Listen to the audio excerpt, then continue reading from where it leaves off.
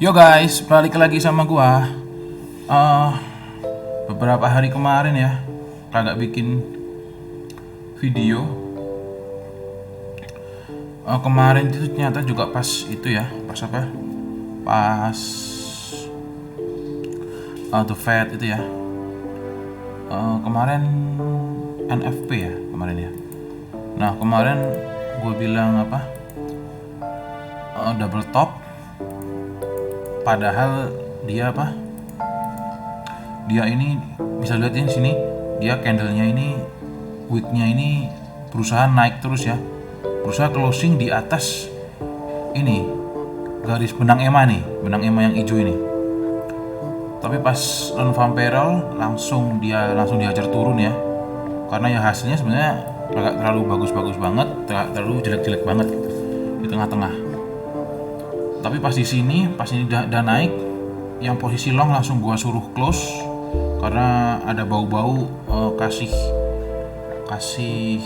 area entry ya, area entry yang bakal bagus. Nah, bener ternyata dia turun. Nah, cuman masalahnya adalah dia ini turunnya ini sampai di garis hijau ini yang adalah dia demand, support. Bukan demand, support. Tapi dia turun ke bawah nih. Nah, ini yang menjadi rada-rada amsong dikit ya. Tapi masih ada penahan, ini adalah support trendline-nya dia nih. Nah, ini support trendline dia ini. Ini kagak boleh jebol sih. Tapi kalau nge-wick ini, nah ini nge-wick ini ya gak apa-apa. Emang nge-wick itu adalah untuk ngegocek yang biasanya mental labil ya, maksudnya ada break ke bawah langsung nge-short gitu kan. Habis itu dihajar naik. Nah ini kayak yang kayak gini kan, ini kan break ke bawah, ini pasti banyak yang akhirnya open posisi short all in gitu kan, langsung dihajar naik tuh. Nah yang ini juga nih, ini maksudnya yang penting closing harus, bodinya harus di atas garis hijau ini. Yang kalau yang ini ya, ini Fibo 0,5 ini cukup krusial ini. Ini dia closingnya pas banget di atas yang 0,5 ini. Nah ini candle yang ini nih perlu diperhatikan ini ya, apa jam 11 nanti ya, jam 11 nanti perlu diperhatikan, dia harus closingnya harus di atas garis hijau ini. Nah ini kalau ditarik garis ini, coba gua hide dulu ya biar lebih jelas ya.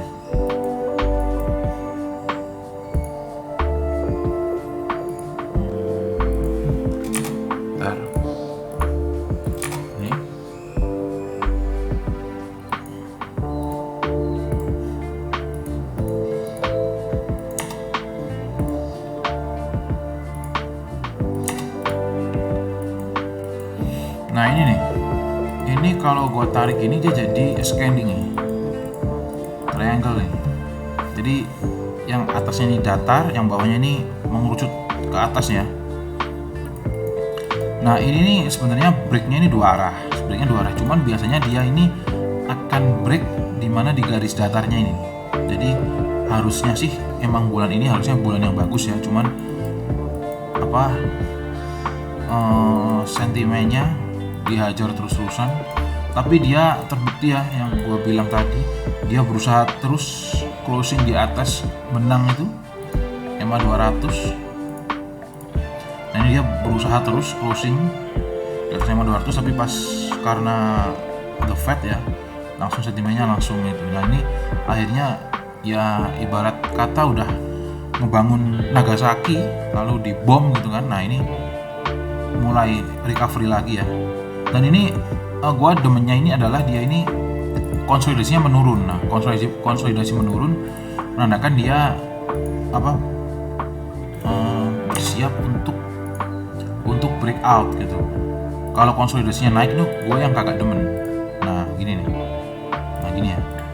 Nah ini nih, ini berarti konsolidasi itu menurun, nanti ada momentum dia akan breakout lalu retest dan lanjut naik gitu. Dan harusnya sih breakoutnya di deket-deket sini ya, karena ini adalah garis hijau ini adalah support trendline-nya dia. Nah,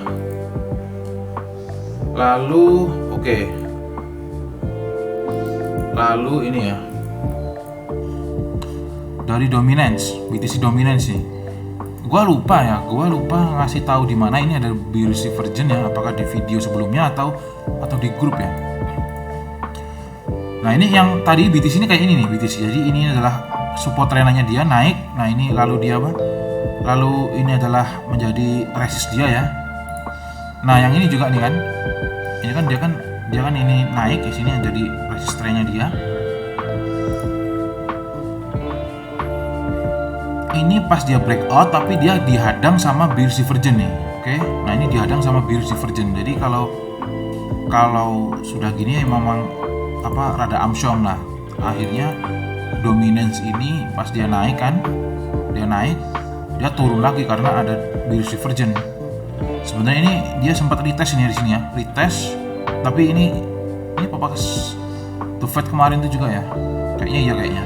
Jadi dia ini sebenarnya kalau kagak ada The Fed ini dia makin ngacir nih. Cuman ini karena The Fed langsung dihajar juga. BTC juga gitu. Sebenarnya dia ini kalau di time frame panjang ya, ini sebenarnya ini dia closing di atas terus, berusaha untuk statusnya tetap menjadi bullish kan ya. Tapi ya kadang-kadang hidup kayak gitu ya. Terus sudah berusaha sebaik mungkin tapi ada aja cobaan gitu. Lalu ini sekarang dominance ini sekarang dia ini ada, nah ini nih ada bullish divergence sekarang ini juga nih. Oke. Nah, ini juga nih bullish divergence ini kan. Sorry. Nah, gini. Ini indikasinya dominance akan naik. BTC juga ada bullish divergence juga ya ini ya. Ini di sini dia RSI-nya di level segini, lalu dia turun lebih bawah lagi, tapi harganya ini makin naik nih harganya. Ini harganya makin naik nih. Ini kalau sekarang kalau diambil dari week sebelumnya ini berarti segini ya. Batas divergence dia aktif adalah dari week sini, ini dibikin sejajar gini. Nah, ini batasnya segini nih. Oke. Jadi dia harus closing selalu di atas 18.900. Ini berarti divergence dia dia ada divergence ini masih aktif. Dan harusnya sih ya bertahan terus ya.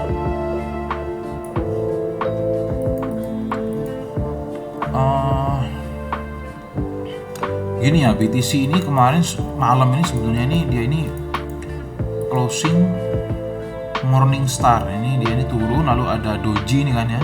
Ini candle doji lalu dibalas dengan garis hijau. Oke, tapi karena weekend, nah lagi-lagi Oktober ini rada-rada gimana gitu ya. Pas awal Oktober di tahun-tahun sebelumnya langsung ngacir. Yang tahun ini dia dihadang dulu lagi-lagi karena Oktober. Lalu ya banyak lah yang harusnya indikasi bagus, tapi bukan karena Oktober, karena weekend. Nah, ini udah indikasi bagus kan ya, tapi dihajar lagi. Oke. Nah, lalu ini tadi dominance ini kan ya, dominance dia ada bullish divergence, berarti BTC akan naik dan dominance-nya dia akan naik ya pasti, karena BTC untuk naik kan pasti kan perlu duit masuk ke BTC dulu, baru nanti altcoin-nya menyusul gitu.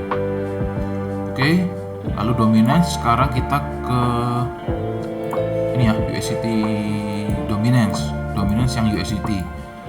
Nah, ini gua membaca, ini gua kasih info secara teknikal ya, metode analisa yang sudah ada 300 tahun yang lalu. Oke.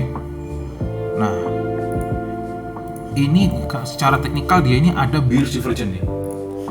Ini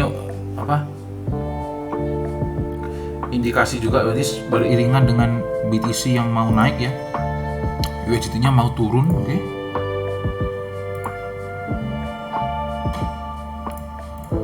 Nah ini ada bullish divergence, jadi jelas ya marketnya mau kemana. Cuman ini untuk ya BTC akan naik, tapi kan dia kan apa penentunya kan di sini di 18.900 dan dia harus closing apa di hijau sini nih, tetap harus di sini nih. Meskipun dia ada bullish divergence di sini, tapi seyogyanya dia itu harus harus closing di atas garis hijau sini. Karena ini apa support trennya dia. Oke, lalu kalau dari kalau dari apa? Dari total market cap crypto ini sebenarnya dia ini so-so kalau dia di sini, tapi dia juga ini ada ini nih. Nah, gini, oke. Jadi dia ngikut sama support trennya dia yang dimana didukung dengan dia ada bullish divergence lagi. Nah, gini. Oke, kira-kira gitu ya buat outlook BTC hari ini. Walaupun kadang-kadang kalau ini sudah mungkin ada telat dikit gitu ya, karena ada proses edit gitu kan.